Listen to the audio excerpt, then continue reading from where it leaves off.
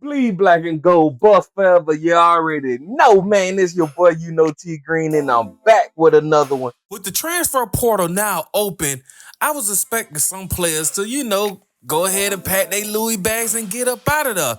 And I gotta admit here, y'all, I didn't see this one coming, y'all. I didn't see Chaz Wallace. I transferred from last year from Old Dominion. He played in 10 of our games this year, and he started the Final Four, leaving. I don't know about this one. I mean, we just got Warren Sapp there. I mean, we got a new defensive coordinator. I don't think now is the time to leave. But, hey, we gonna wish him the best. But, like I said, he will be entering the transfer portal. He transferred from to us from Old Dominion, like I said, where he started out there. He played in 10 games, this season. Now, of course, his numbers was a little low. I'm not gonna say they was high, but he had 11 total tackles, and 1.5 of those was a sack. You know what I mean? So he got him a sack, and he assisted on another sack. And not only that, if y'all remember, he had a career high 5 tackles versus Utah in the final game of the year. So I saw great potential, and now that we got Warren Sapp, and you could get in here and really get down here and learn something from a Hall of Famer, you would leave. But everybody have different goals, so I'm not gonna hate on that. I'm not gonna sit here and just because I love our CU Buffaloes that, hey, once you locked in, you supposed to stay locked in. I get it, you know what I mean? Hey, go somewhere where you could possibly have more playing time. I'm not going to say he was going to be a starter this year, especially with the transfers that we brought in.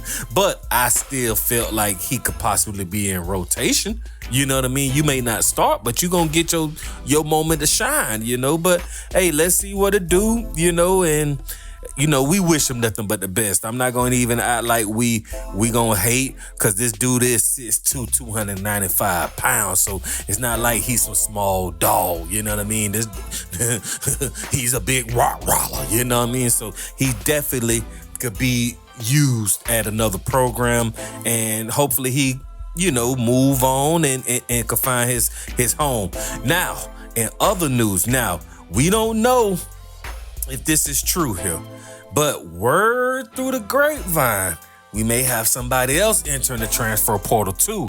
Now, I didn't want to report on this because it's not in black and white, but they saying, and you know how that go when they are saying Savion Washington, our tackle on offense, will be entering the transfer portal here soon. Now, that was one of bold dudes, our old offensive line coach and the offensive coordinator that did leave. Deshaun, they was all in mixed together. So he is the last offensive lineman from that year we had, which we don't want to talk about too much. Well, Shador got 55 sacks put on him. I mean, sacked over 55 times was kind of bizarre. But at the end of the day, you know what I mean? Savion Washington is a big dude. I would hate to see him go, but let's be honest here. Will he be starting this year? Probably not. Come on now, you already know who we got. We got Jordan Seaton, and we got countless others who could fill that void, and especially with Tyler back. Like, not saying that Tyler will move down the tackle, but I'm just saying, realistically, we have some dogs that's back, and dogs that came through the portal, and dogs that was recruited.